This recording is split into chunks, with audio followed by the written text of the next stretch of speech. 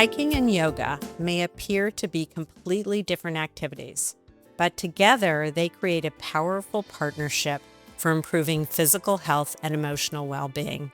Hiking challenges the cardiovascular system while encouraging exploration and connection with nature. Yoga, on the other hand, focuses on flexibility, balance, strength, breathing, and mindfulness.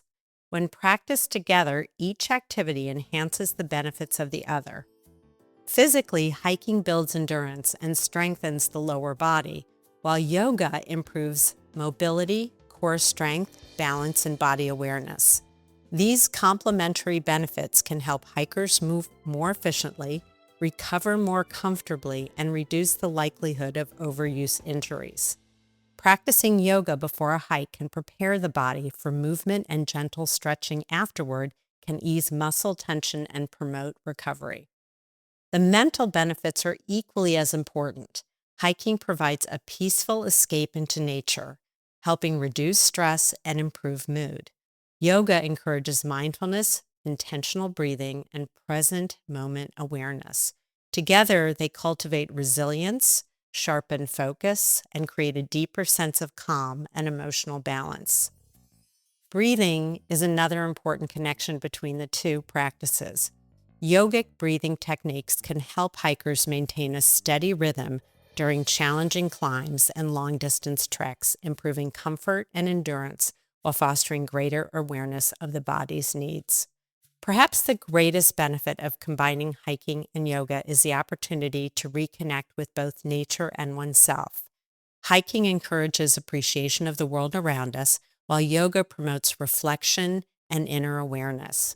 Together, they offer a balanced approach to wellness that nurtures both body and mind. Welcome to Small and Gutsy, the podcast spotlighting nonprofits and social enterprises with budgets under $10 million. I'm Dr. Scherck Wittcoff, and I'm excited to be your host. We bring you the lesser-told stories of organizations that are bold, passionate, and making a real impact. Perhaps you will find needed services, a job, volunteer, invest in, or donate. Small and Gutsy is more than a podcast. We're a 501c3 nonprofit, and we've recently been ranked number 8 on FeedSpot's top 30 social impact podcasts, and number 3 and number 9 by Million podcasts for the top 30 volunteer podcasts and for our youth empowerment episodes, respectively. We're proud of these honors, but honestly, prouder still of our mission to elevate the visibility of small but mighty change makers. Do you happen to know a nonprofit or social enterprise doing incredible work? If so, send them our way to Laura at smallandgutsy.org. Just want to make a comment before I go into sort of our episode. As I'm reading this, it's such an amazing and interesting concept, and I think you'll really love our featured nonprofit, is that it forced me to really think about the words I was saying and being totally present. And we're rarely totally present in any given situation. And so I so appreciate that. So I want to share with you a few practical ways to combine hiking and yoga, and this has been shared by our featured podcast guest on her website. She suggests before hiking, try 5 to 10 minutes of dynamic yoga, such as gentle lunges, cat-cow, standing stretches as a warm-up. And then during breaks, use simple poses like standing forward fold, mountain pose, or gentle twists. After hiking, focus on recovery poses such as low lunge, pigeon pose, or a modified version thereof. Seated forward fold and legs up on the wall when you get home to really stretch your body. Hike to Yoga, our featured organization, is a nonprofit community initiative making mindful movement, nature connection, and holistic wellness accessible to all. They bring together diverse groups for guided hikes, yoga in nature, and heart-centered connection, creating spaces of healing, belonging, and embodied joy in the outdoors. I absolutely love their tenets, and I'm going to share a few of those because they really moved me. When we remember how to breathe, we remember how to listen. When we learn to tend to ourselves, we begin to tend to each other. And when we walk in nature as kin, we stop seeing Earth or each other as something to conquer. I think that's so beautiful. This is not just a monthly mini urban retreat. This is a return to truth, to tenderness, to the power of presence. Hike to Yoga was founded in 2019 by Laurie Hang.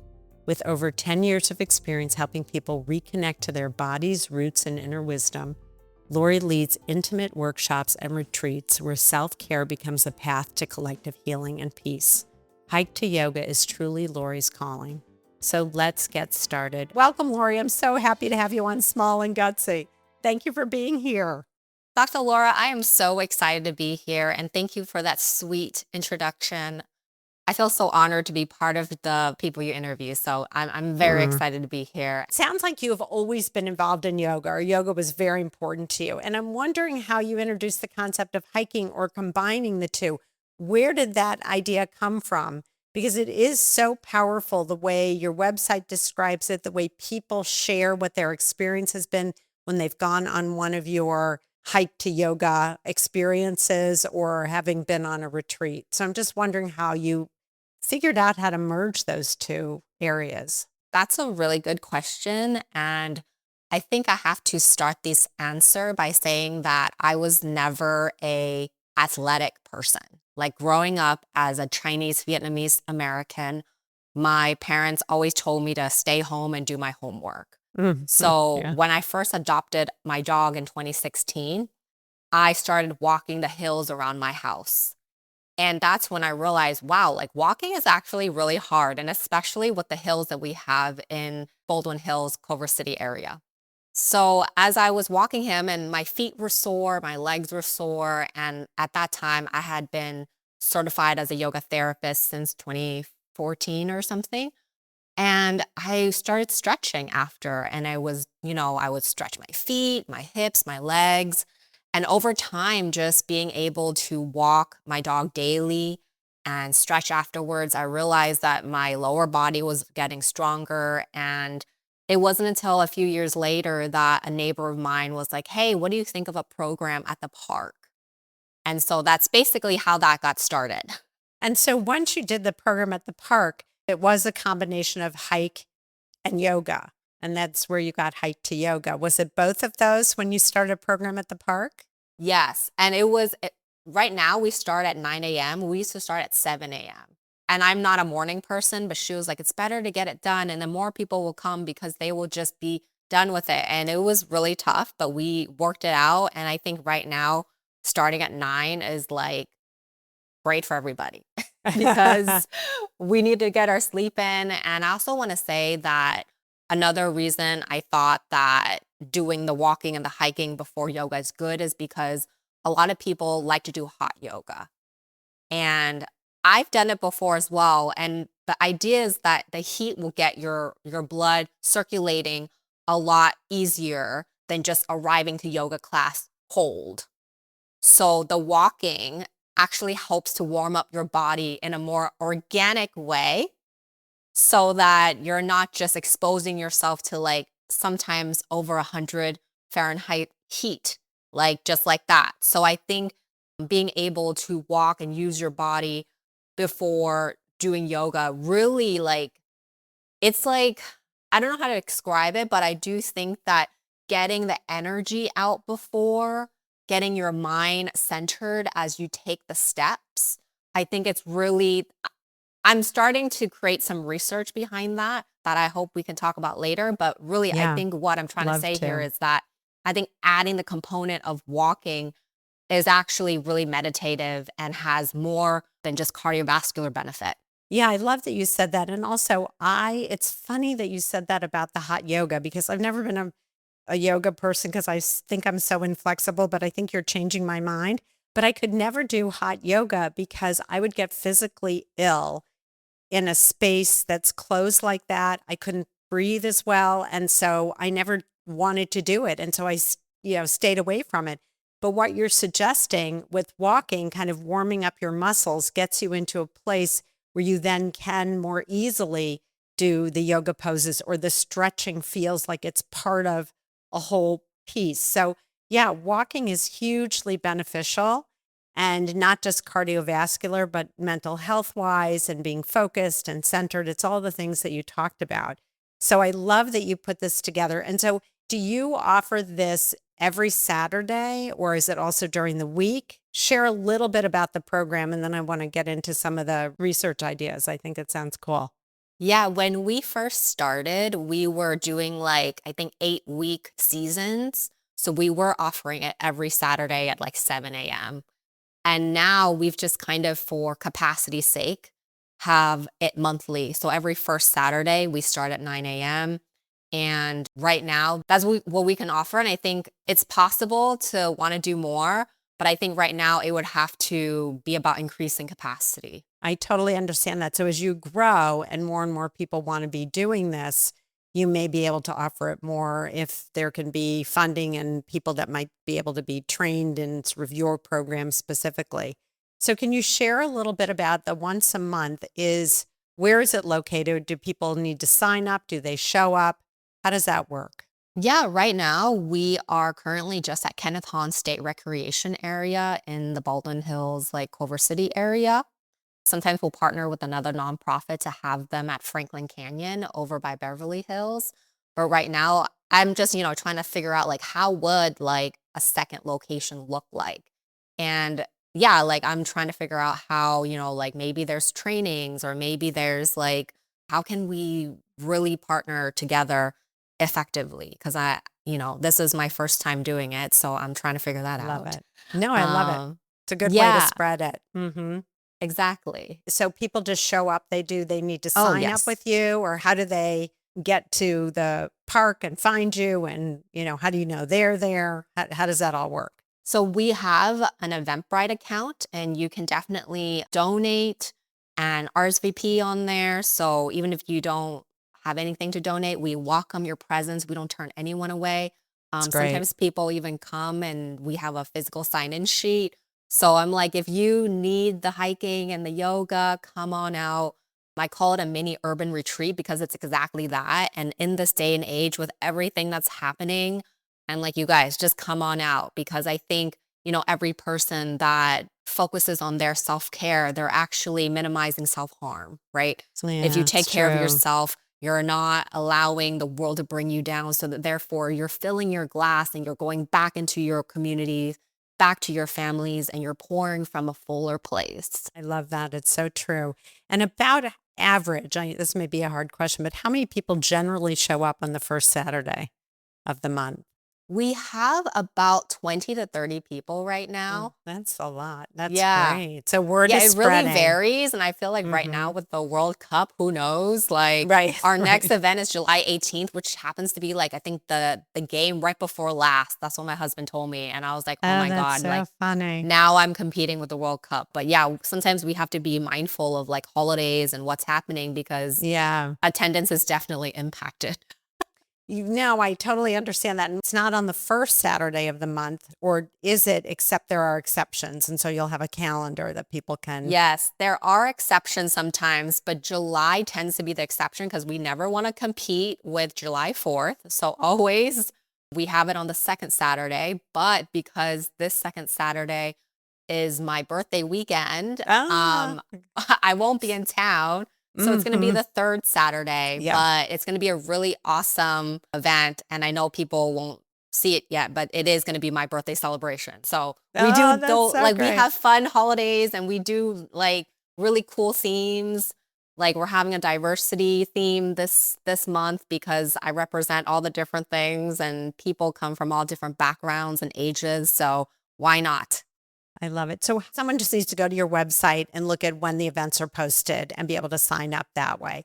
So when you say all ages and I assume all abilities, how do you manage 20 or 30 people that might have varying abilities? Because it takes a talent to do that, I think. Yeah. So, fun fact is we started in 2019 and during COVID, I think we peaked at 88 people And in one hike to in yoga? one event. Yeah. And it was because Wow. we got on this like I think it was called Nudge. It's like this like event platform. So they were like literally just, telling people about us.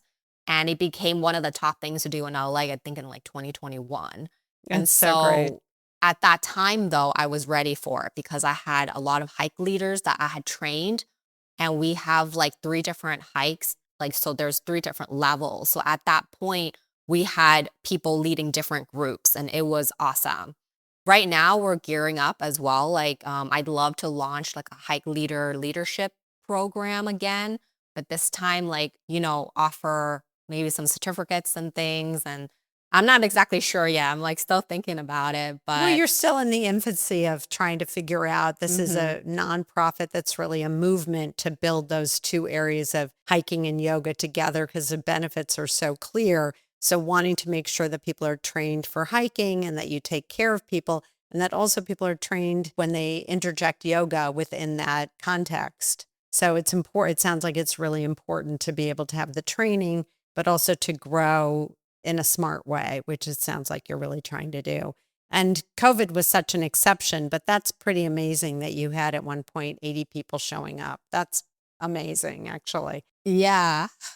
So you gear it toward maybe there'll be different levels of hiking. And then if folks can't do all of the poses, are you there just to guide and help and everything is acceptable if someone is brand new to yoga versus someone who has been practicing for years? We get a lot of yoga beginners. It's usually like a lot of first timers too. And I pride myself as a yoga therapist to always offer modifications. Like sometimes, Right. like, I feel like people really get like discouraged because of the commercialized yoga that we see, like selling yoga pants or like selling yoga retreats, even. But really, like, yoga is just about union of the breath and body. If you're able to breathe, you can do yoga. Like, it's not even, I even tell my students, if today after all that hiking, you just want to lay there and breathe, you can do that. You can totally do that. Like, the options are there to just listen and honor your body. So I love that question because I think one of the reasons why I do hike to yoga is not just like to, yes, bring the hiking and the yoga together, but to show that like yoga is not scary. I even say you don't need a yoga mat. You can just bring a blanket or a beach towel. Like, you don't need any of these things that they're trying to sell you. You just need to be able to show up and be open. Because I think that is the hardest part sometimes when people think like, oh, I can barely, touch my toes, which I hear if I got like a penny for how many times I heard that, like, I would be so rich. Right. You'd have a very well-funded organization, let's I say that. would, yeah. I love But it. yeah, like the yoga is so beginner friendly. And I even teach something I call a yoga wave, where unlike in a normal yoga studio, people would have like mats kind of lined up and that the whole room would be full. So what we do is, because we have so much space outside, is we're in a circle. Like, we're literally like everyone can see each other. And we practice individually in the circle, but at one point we're going to pause and basically play with that sequence that we learned. So we'll kind of do it in a domino effect. Say we're like in a warrior two, and then we kind of fall back. Like, we kind of fall back one by one, and like, this month we're Nice. gonna yell out diversity. So we'll kind of like yell out diversity how we want. We can sing it, we can like hum it, whatever. Oh, And it's wow. it's really about playing with your body, your voice, and just like being uniquely you. And I think even in commercialized yoga, it's like all about being individualized, maybe even competing with your neighbor, and just really not, some yoga studios have a community, but it's hard to create that if it's not in the fabric of the culture. So that's something that we do. So many levels do I love that. Number one, it really creates a safe space for anyone to be there and to participate at whatever level they can. So that's the first piece. The second of what you said is so beautiful because people shy away from yoga if they don't do it perfectly or well or as good as the instructor. I mean, it's kind of craziness, right? And the fact that anyone can do it if you breathe, which is, all of us, we all need to breathe. And I think that is a beautiful introduction to creating a calmness for people to explore and experiment and be present and do what may not feel natural in the beginning. But if you can breathe, it will eventually feel more natural. And it's interesting because I play tennis. And it's so funny to me that you're saying this because it is so much a part of every athletic area that people participate in, is sometimes when we're in it and we're concentrating so hard, we forget to breathe.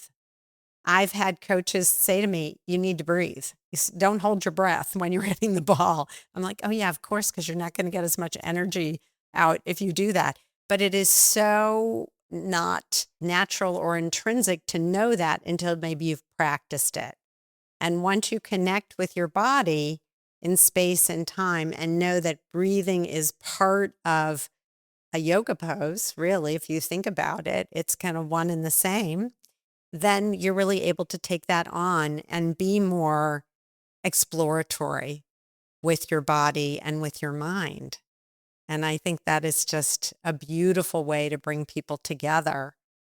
And I love the idea of diversity so much because we can always learn from someone or be exposed and then learn.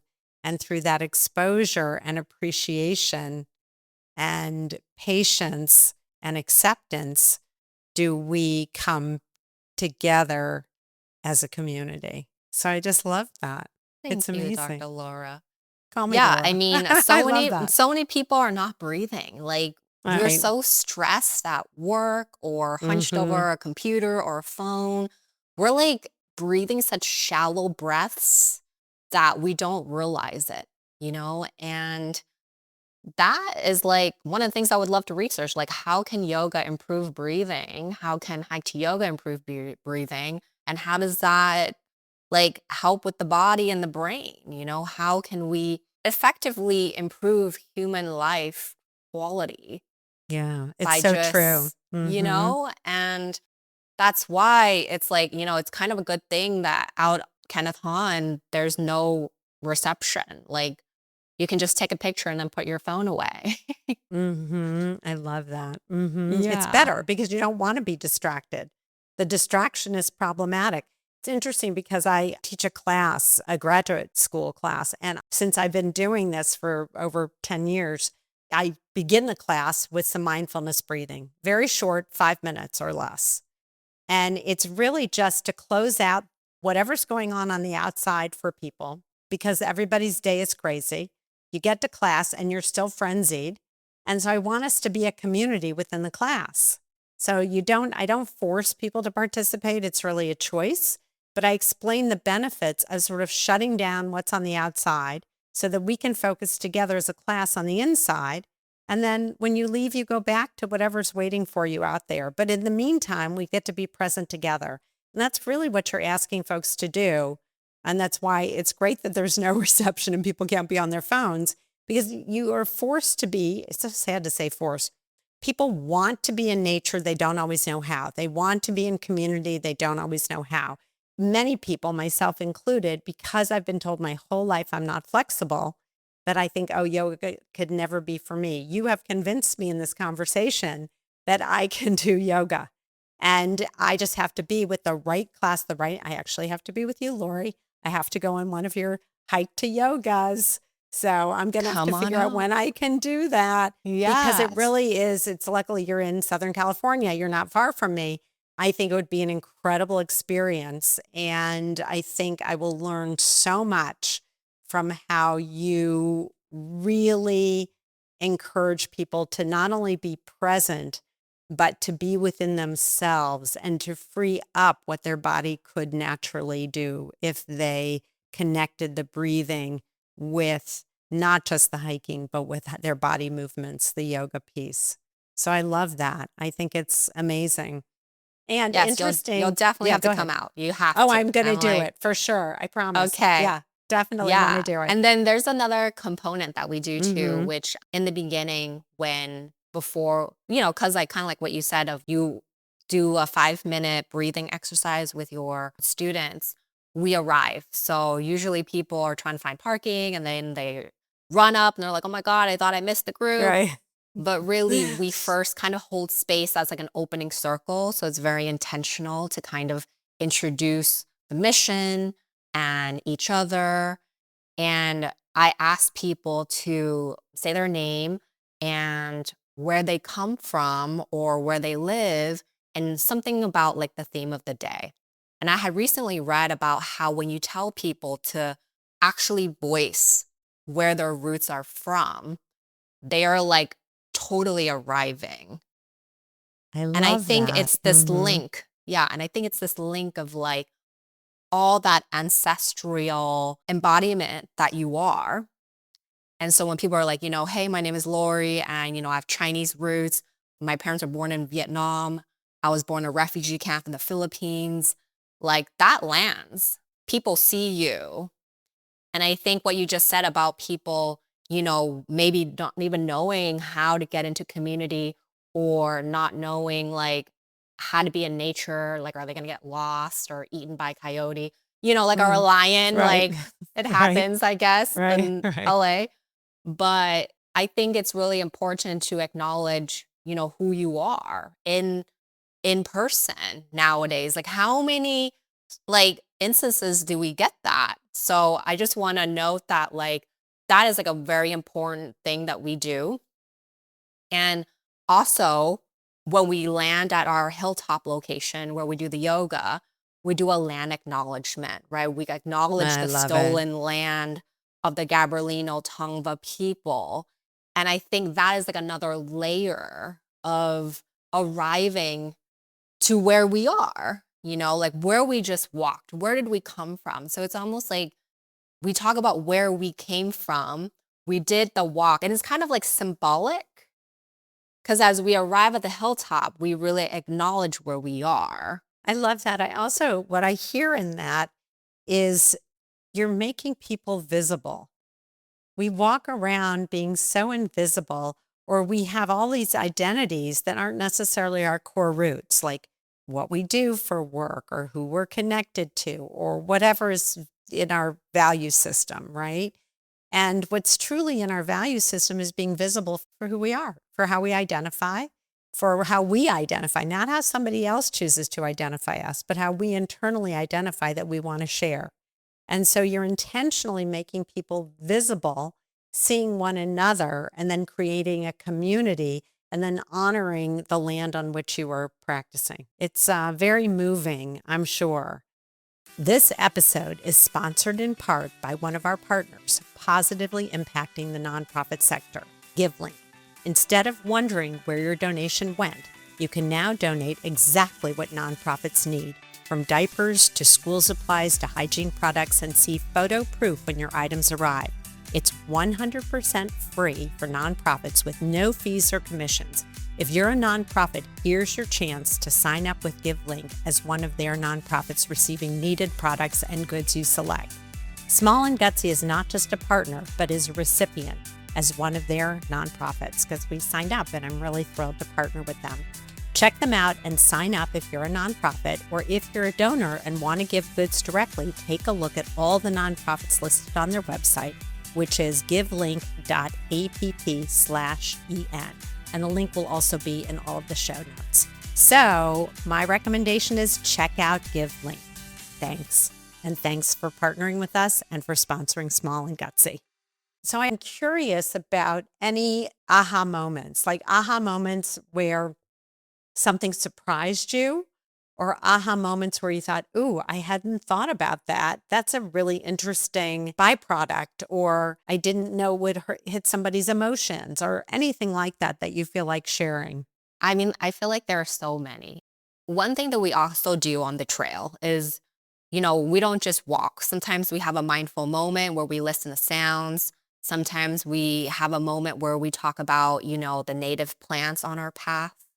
And so I will lead people to smell sage or to look really far away and see the Hollywood sign.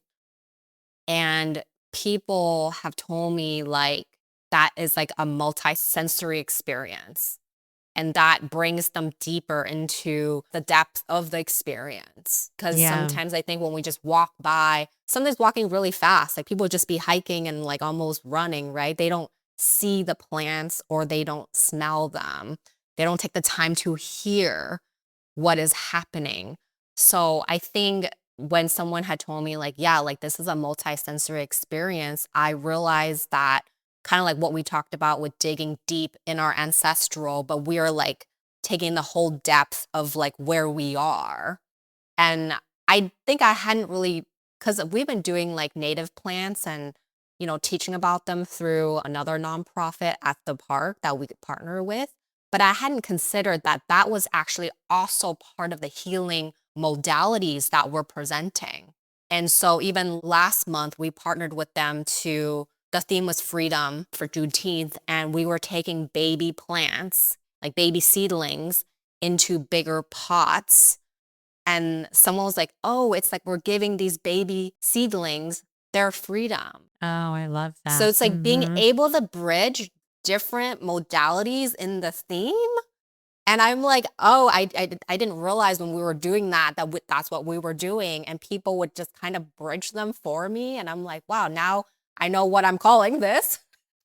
Right. You've planted that seed literally in someone's mind to be freed up to say, how is this translating? And so you get those beautiful little pieces of wisdom from the folks with whom you engage because you've created a mindset for them that they're able to explore and experiment. I think that's so great. So now you have a name for this now, which is great. That's Yes. from one of your participants. I think that is beautiful.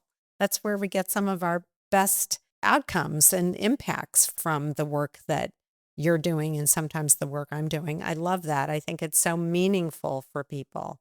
And you're right. So many people think, okay, I'm going on a hike. It should last this long. Let me get there quickly, right? Because the objective is let's get to the hilltop or let's get to the end or whatever it is, versus it's not about time or getting there quickly. It's about the experience of doing. And it's very hard for people to be totally present for that time period. And so you're really asking people to stop and really take a moment and take a breath in. And it's interesting. I have a little hummingbird feeder on my back porch area. And occasionally I'll see a hummingbird, but not often out there. I think it's too busy. So I was on I have a front patio, a little patio, and I was out there the other day with my dogs just hanging out. We needed a rest time. We needed a chill decompression time. And we're laying there together, the three of us. And I look up and there's a hummingbird drinking out of one of my cacti plants. Just, it's beautiful. And I thought, I just had to stare at this. It was the most beautiful moment in the middle of a really crazy, busy day that I could take and say, here's the objective of this hummingbird. And watching that hummingbird do what it's meant to do, which is suck the nectar from this plant to sustain itself. And it was just like, it was a moment. And it has stayed with me. And so I love when that happens. And I had never seen one on the front patio, didn't even know it liked the nectar of this one succulent. So that was just like, it was a really beautiful moment. So I think those moments are those aha moments when you can capture them and hold on to them.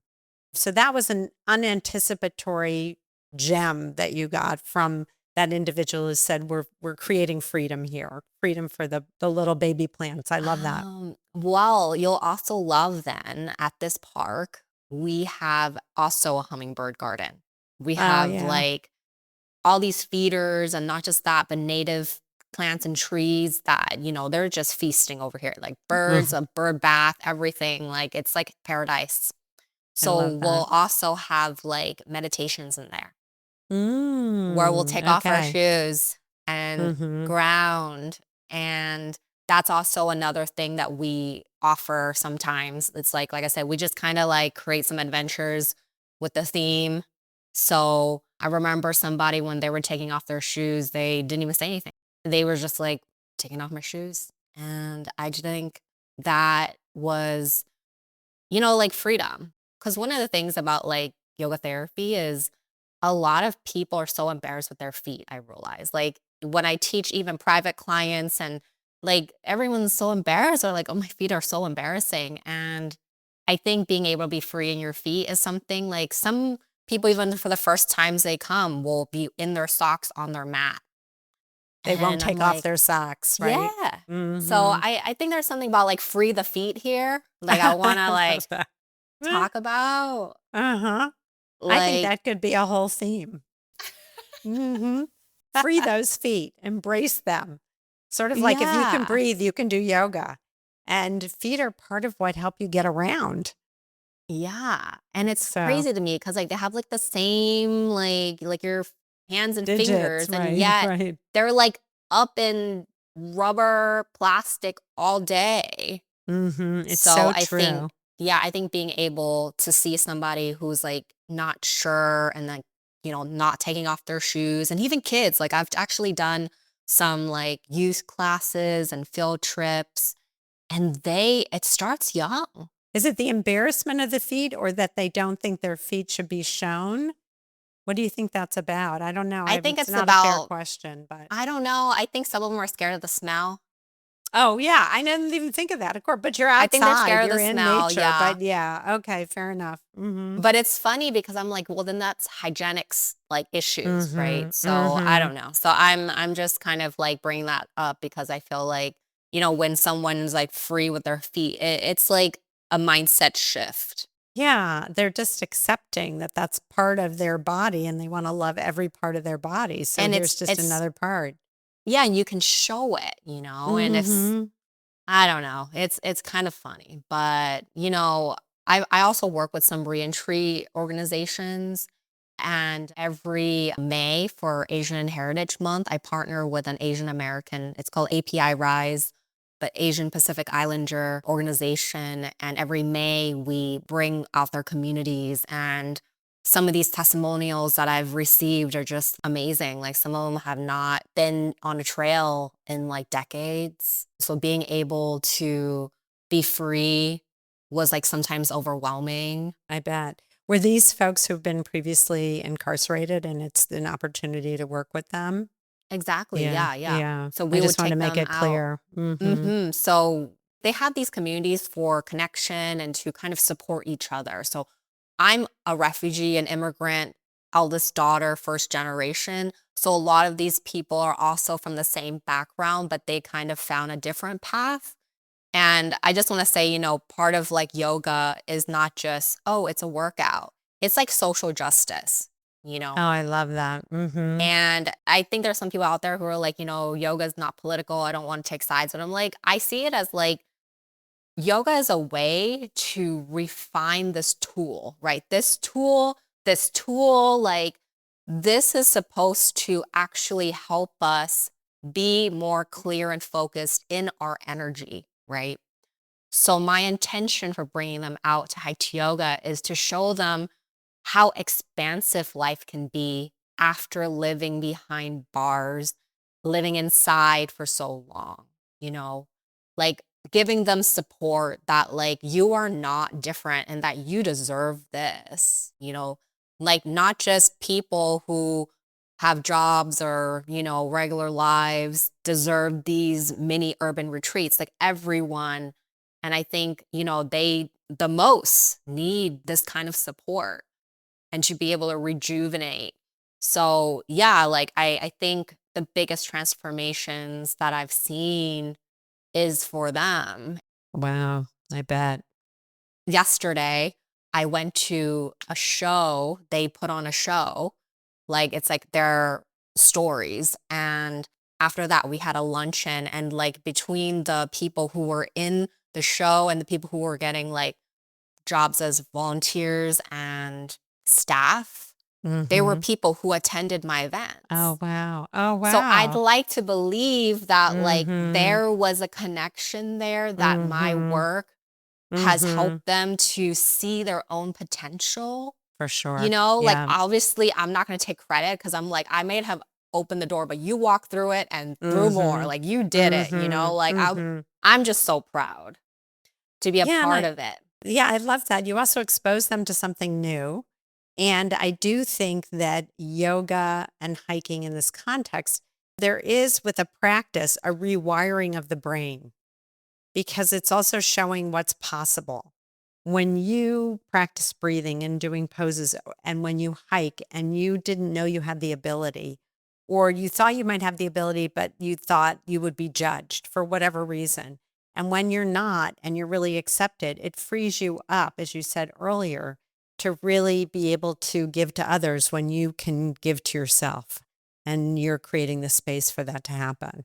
It's just beautiful. And that's such a great story. talk a little bit about the research, because I don't want to leave that out of the podcast, because I know you really want to get research behind you for this hike to yoga concept so that you can build upon that foundation to actually help work with more people.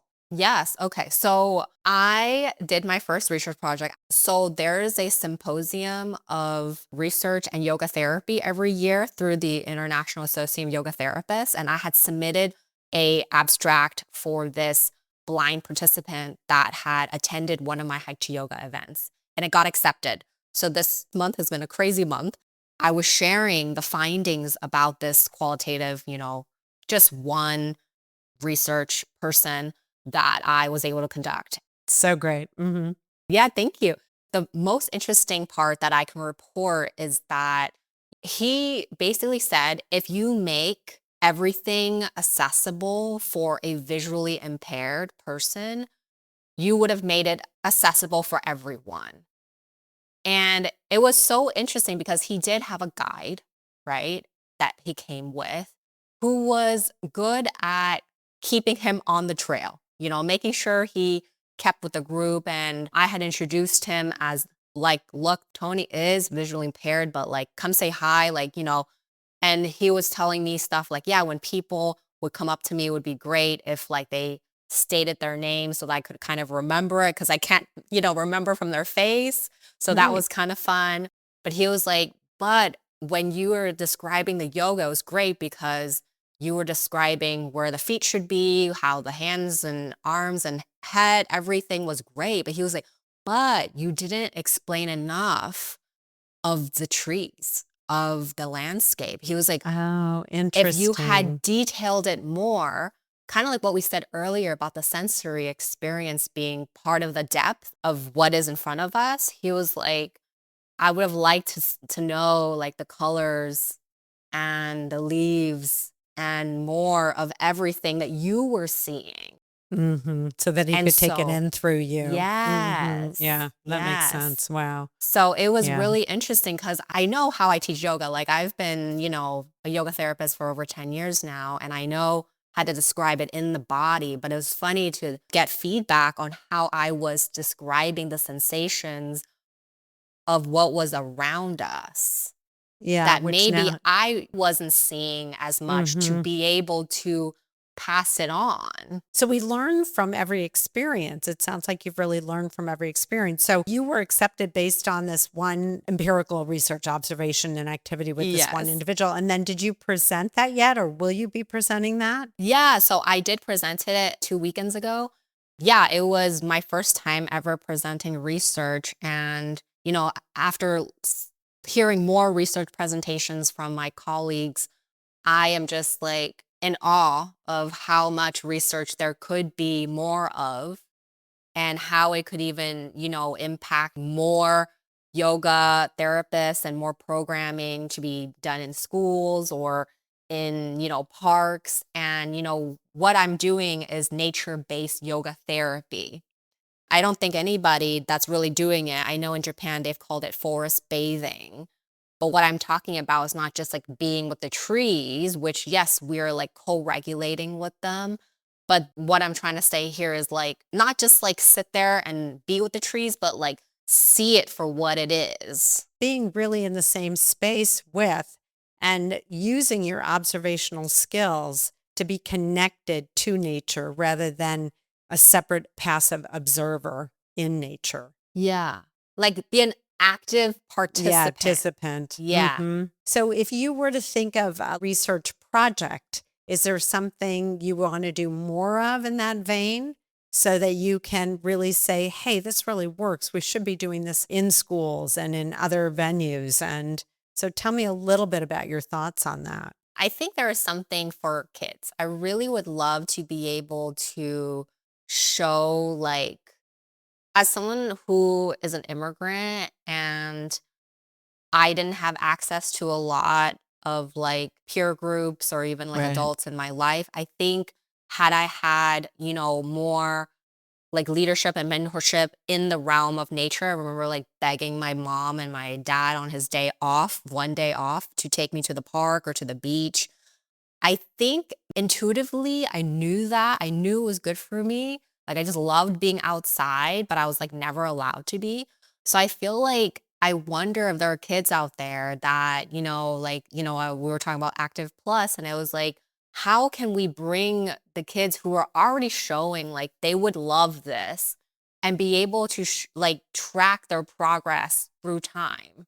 Right. I want That's to do like actually a great. long range store. Like I want to Over do like, years. yes, Hmm. yes. That's I kind love of what that. I'm feeling. Yeah. Wonder if you could partner with after school programs or something like that. And I know, Laura, you mentioned Active Plus, which was another podcast I did in New York City, where the founder, Tariq Kitson, really saw that kids in inner city schools had no nutrition information, no really good outdoor play, no organized sports. And so he's really changed that system through his program, or trying to offer that. So I could see that you could really impact kids in a particular way, whether you ended up doing a small hike within their area, if it's possible, it might be more urban, or really bringing them to a more nature environment and doing your whole program for them, which I think would be incredibly beneficial. Or hooking up with, one of the Y camps, then being able to offer that would be so great, because I don't know that they do. They might be just offer traditional sort of camp things, but I think kids can so benefit from knowing that they can be connected to nature, but also be connected to their own body, because their body's Yeah. changing constantly, right? And so not to be afraid of that so much. So I love that. So you've got your work cut out for you, but you're doing an amazing job of really bringing communities together. And it sounds like anyone of any age can come and any ability can come and participate. And they just go on your website and sign up and show up and get to participate and learn what this is about, which is amazing. And they can come as often as you offer it, right? There's no limit Yes. to what, yeah. I think that's so wonderful. We were talking about sort of yoga and my anxiety outside of doing the hike to yoga, because I totally trust you. Now that you've shared, yoga therapy is so different than traditional yoga, even though they're different forms of yoga. Will you share a little bit about why I feel intimidated? Number one, because I have no flexibility, but even doing a yoga class, I feel like I'll be laughed out of the class or whatever. It could be my own anxiety, but I think it's something. Share a little bit about your thoughts and philosophy, because yoga therapy evidently is different. And I really didn't know that. First, I want to talk about like conventional yoga, which is like, yoga that you can find at a yoga studio. And I would say that the majority of the studios have teachers who are not, I wouldn't say well trained, but that they are not teaching past the asana or the physical practices of yoga. And when we talk about yoga therapy, we really consider the holistic like I love that. approach of the person and what they are going through and what is actually possible for them as we develop a program for what they need. So, because yoga studios are more like a one size fits all, then it becomes like, oh, well, if you can't do this, you should go to like a foundational class or like yin yoga or something. Whereas it's like, that's not true. Like the body can only get stronger if you challenge it, but you have to challenge it the right way. I love that, because I've always felt like I couldn't fit into a typical yoga class. And now I'm understanding that it's maybe the limits of the class, not necessarily me, because I am where I am because I'm just starting. And also to note, historically, yoga was passed down from teacher to student, not teacher to like 20 people or Interesting. 200. It doesn't even make sense. Like, if you think about like why we have small class sizes for kids, like it should be easier for the teacher to manage, but really, like, I think imagine if like every teacher had one student or max, maybe Right. 5 or 10, like Right. then there's more energy that can be given to each individual so that they get the tools to learn appropriately. And I Yeah. want to say the issue also with most, yoga studios is that they are for profit, right? They are just churning out teachers, they're churning out like students, like product. And like I said, I'm not trying to shame anybody here, but the whole model does not support like the ancient practice of what it is. So it's like what we're getting is this like diluted, westernized. Yeah, it's like a little on the materialistic sort of marketing and of Yeah. things versus the depth of what yoga can really offer. So I love that explanation because I haven't really known and I haven't really understood it. I just knew I didn't feel entirely comfortable, and now I know why. So I appreciate that so much. I'm going to end with one last thing because I think also what I want to say is like the teacher matters. Yeah. If you're learning from a teacher, like even with kids, right? Think about kids going to school with a teacher that is stressed out, having issues with paying their bills. Like that teacher is not going to be present. They're teaching from stress. So Right. what I'm trying to say here is also when you go to a class and this teacher is not filling their own glass and they're full of stress, then you are getting that. So kind of like when we Right. talked earlier about transmutation, if Mhm. I'm not transmuting all of the negativity and stress and pain, and yet if I'm just giving it to you, then you're actually receiving that. Yeah. So if I'm transmuting all that I am sharing and I'm like, there's like a transformation of what I'm giving you. And so when it comes out, then you feel good. Right, because you've So already done the sometimes, transformation yourself. yeah. Yeah, I get it. So You've it's already almost done like, that work. Mhm. yeah. So it's like if I'm giving you like, for lack of a better, like vomit, Oh then God, like, okay. oh, Right, it's like right, flowers. Like right. literally, I'm transforming So what I'm vomit, like receiving is like the flowers mud. from from the Yes. pain that you've been through because you're able to work it through.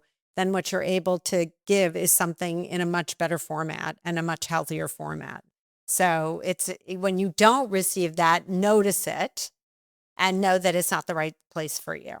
Like that's what I'm Yeah. taking away from this. Okay, that's really helpful. I Yeah. love that. Thank you. I Yeah. love I it's a know. great Sorry for the explanation. vomit. No, no, it's okay. But it was at least transformed into flowers. I love that. But I just Yeah, want to say, like, most people are walking around hurt, I right? know. It's And so at any point, true. if they're like, Yeah. complaining about their life or they're like if they're stressful to you, you have every right to leave the room. That's what I'm saying. Like, sometimes I've taken the classes where I'm like, this teacher is aggressive. They're like stepping on you. Like, it's so bad. Like, And it doesn't feel okay. And so, what I hear you saying, which I love, is pay attention to both your inner voice, your inner body, your inner feel. And if something doesn't feel right, get yourself out of that situation. You don't have to sit with someone else's negative energy. We all have our own. We don't need to take on somebody yes. else's. So, I Yes. love that. And I love, the idea of transmutation, of taking that negative stuff that's from our own, like that's mine, and being able to rework it into something that where it's been a learning so that I get to take it into becoming that blossom or that flower or that other. It doesn't mean you're not going to have other stressful times or bad times, but you're able to grow and learn from it rather than repeat it or suffer in it when someone else gives you that negative energy. Ugh, I think that is just brilliant. I love that, Laurie. I'm taking that with me. That is a piece besides doing one of the hike to yogas I'm going to take with me. Thank you for that. It's beautiful. Good. Just I'm so beautiful. glad. Yeah, it's great. So, toward the end of my podcast, we always have a round of fun and quick and gutsy questions. So, are you ready for your quick and gutsy questions? Yes. Yay. Okay. So, what is at the top of your wish list for hike to yoga? However, the answer can't be money or funding, only because every nonprofit I interview, including myself, would say money or funding. So, what's at the top of your wish list for hike to yoga? I am looking for volunteers, interns, board members. Like, if this message has reached you and you're into hiking and yoga, like, come out, see what we're about, and just see how you can support us, because we've grown from also just word of mouth, right? We've spent zero money, like we don't even have that much on advertising or anything. And really all the people that have found us are like through friends and family and just other people who've posted about it. I So love yeah, that. just more supporters, join our movement. Yeah. So try to get you more visibility, which I hope Small and Gutsy does a little bit of it. And you don't have to remain small, but you can remain gutsy because you're really pushing something that I don't think has been done before. I can't think of a program like yours. So if you were to think of a song that describes hike to yoga, what would it be? So there is a song that I actually know the artist, and I can't remember his name right now, but he wrote a song called You Don't Have to Walk Alone. And Oh, I love that. the whole song just reminds me so much of why I do this. I feel like it is my immigrant background of like being so far away from home that I feel like, growing up without extended family or much of like a network has made me feel like I have to do everything alone. Yeah. But this organization and what I'm creating is really a movement of like, you don't have to walk alone. And I think it's like me learning that by, encouraging other people to walk with me and to change the world together, because your self-care is world peace. I just believe that if people all took agency to take care of themselves and fill their own glass and to hold hands with each other, not like kumbaya, but maybe. Yeah, I think you can get close to that. Why not? I mean, I do think if we're filled up, it's easier to then be supportive and fill up others. I love that you connect this to your background, because I think it is truly connected, that you are walking your own walk. You're saying, I am starting this so that people learn that you don't have to do it alone. Absolutely. Yeah. Yeah, I mean, love I it. think when I think about like through my own private practice, I use a framework called Root to Rise, right? And I think the why I've risen so much is because I'm very connected to my roots. I'm not saying like, oh, that's just my past. I'm like, my past is me. I am like the past, present, and future all at once. Yeah, I think that's so true. So many of us try to push our past aside, either because there's shame or embarrassment or who knows what, that you're really embracing it and saying that you didn't create this, it was done to you. And therefore, what learning and pieces can you draw from it that you want to then create a different future in some ways? I really love that so much, because we do have power from our past. There are legacy pieces that we want to hold on to. Yeah, well, it's kind of like, in yoga, we talk about the lotus growing in mud, right? Yes. And so I feel like all of that stuff, and this has been also just years of therapy for me, where I've been trying to just cut my past and not be a part of it and be someone new. But I realized like healing is actually the transmutation of the pain. Yeah, I love that. Mm-hmm. Like you have to use what you have to create something new, right? It doesn't just appear out of thin air like magic. And by doing that, I just want to comment, because it's so beautiful what you said, a transmutation. By doing that, you become something else, but you're bringing pieces of it, because if you don't, you literally repeat the past. You really haven't learned what you needed to learn to transform into this new component of you that pulls all of you forward. And I think that is, oh my gosh, I love that so much for so many reasons. I'm going to think about it for myself internally. I think it's a really great metaphor for also really like the moth to the butterfly. Yeah. You do get to become, but you still bring that mothness with you as you transform, because it's where you started, where a butterfly starts. So I love that. What makes your organization gutsy? What makes Hike to Yoga gutsy? Because you are definitely gutsy.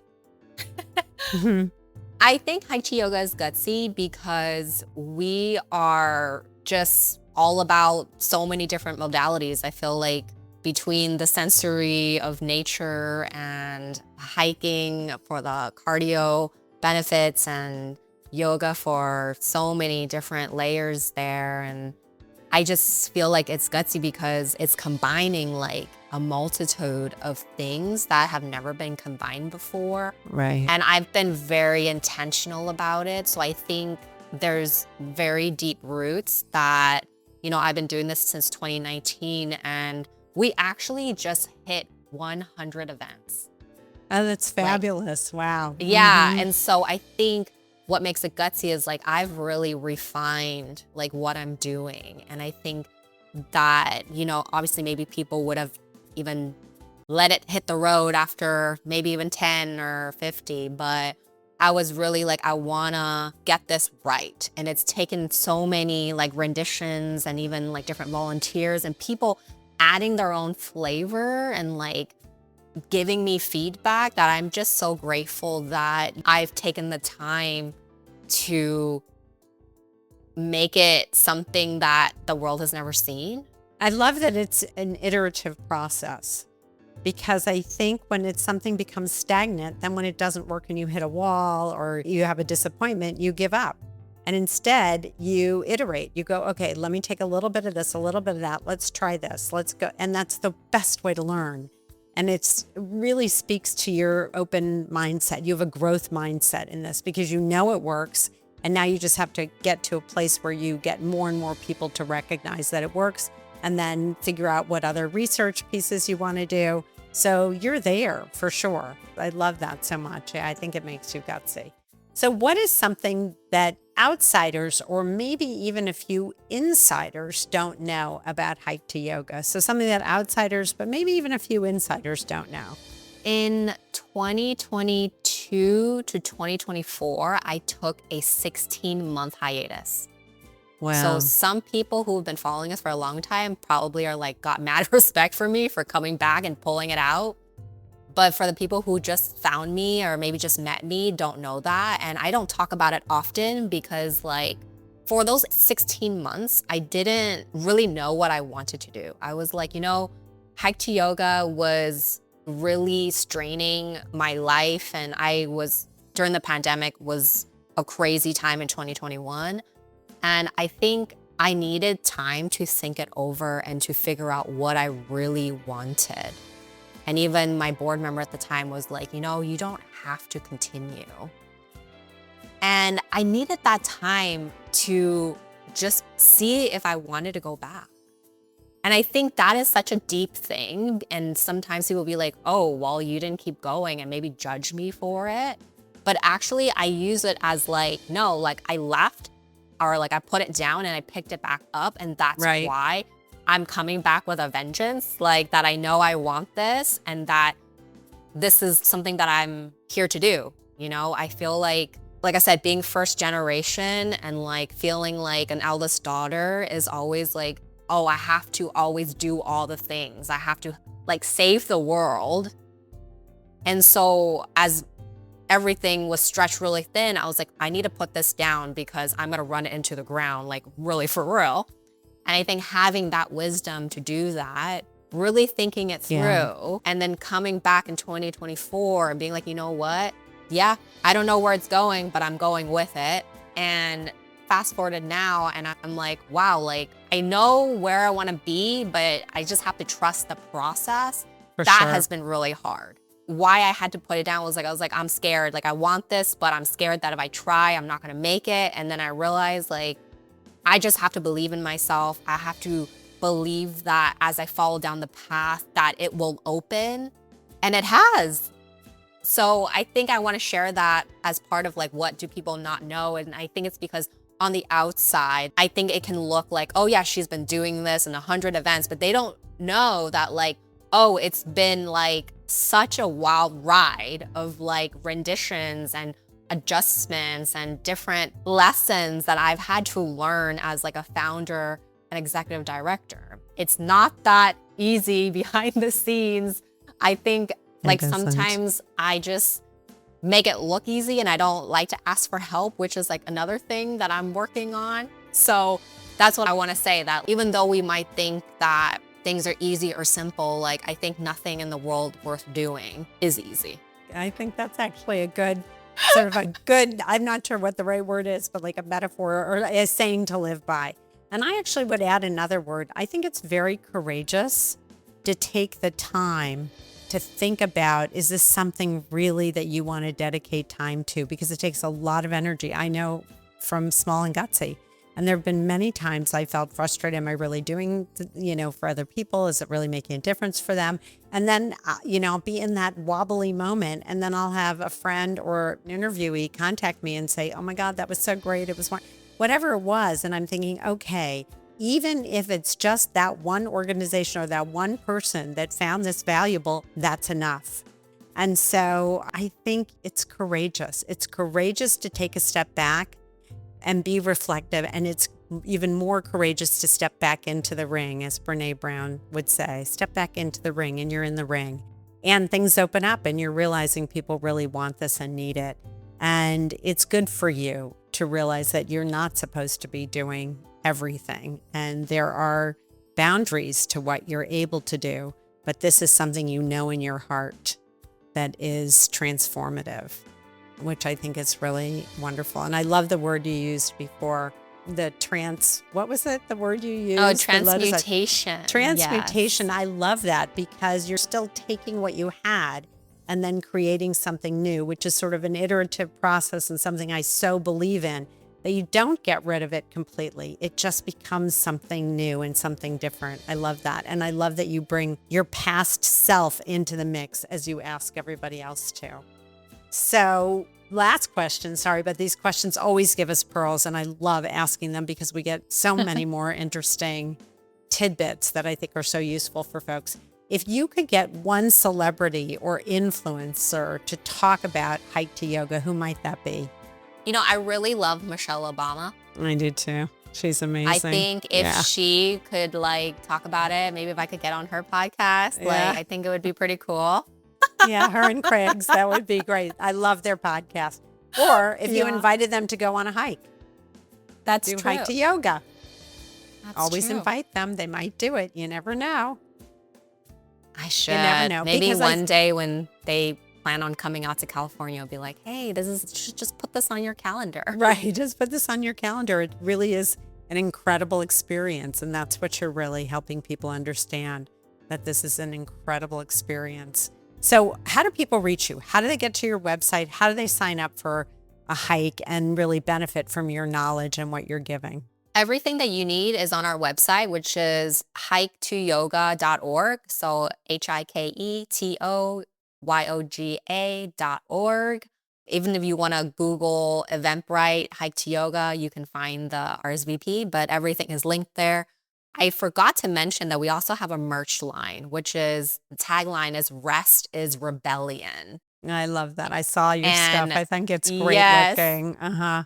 Yeah, so you can also find that on the website, because we really believe that in a culture that celebrates your productivity, why not rest as a form of rebellion? I love that so much. It means so much. And rest means so many different things to different people.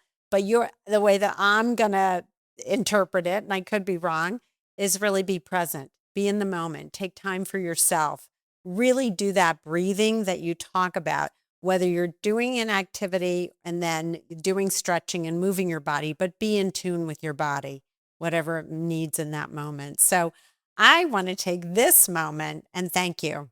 Laurie, this was such a rich conversation and so interesting and so useful in terms of how one thinks about both hiking and yoga, and really the compatibility of the two and the interdependence of the two and the benefits of them together as a unit and what you offer. So thank you. Thank you for being on Small and Gutsy. Thank you for having me, Dr. Laura. It was a pleasure. It was wonderful. I really appreciate it. So I really do want to come on a hike to yoga. I think it'd be a great experience. So I'm going to take a look at it. But in the meantime, I wish you the best of luck in what you're doing. And I really hope that your program grows and can impact more and more people. Because as you said, you really want to be able to change the world through this methodology. And I think you can. I think more people could benefit from this combination of activity, but mostly from being part of a community and doing it. I love it. Absolutely. Thank you. Please go to smallandgutsy.org to check out all of our episodes. And if you're so inclined, please purchase some Small and Gutsy merchandise, consider sponsoring an episode, or making a donation. Both are tax deductible and help keep us going and spotlighting these great organizations. The opinions and viewpoints expressed by our guests are independent and don't reflect the position or views of Small and Gutsy. Of course, we can't take responsibility outside of our own vetting of the organizations we interview, so before you sign on to support or work for them, we encourage you to do your own due diligence and research them as well. I want to thank my partners in this endeavor, the Intrinsic Group, the donors, the sponsors, and my incredible board of directors, Brianna Carmichael, John Gatto, Lucy Mello, Ari McCoy, Melissa Greitz, and Serena Rajabian, who believed in me in this project enough so to sign on to support this effort, and all the folks, friends, and family who have guided and inspired me. And thank you for listening. Together, we are spreading social impact, and you can help us. If you like this podcast, please share it with your friends. And don't forget to email me the name of any organization you feel would benefit from being interviewed. From small and gutsy to big with impact. I'm Dr. Laurie Scherck Wittcoff, and thanks for listening.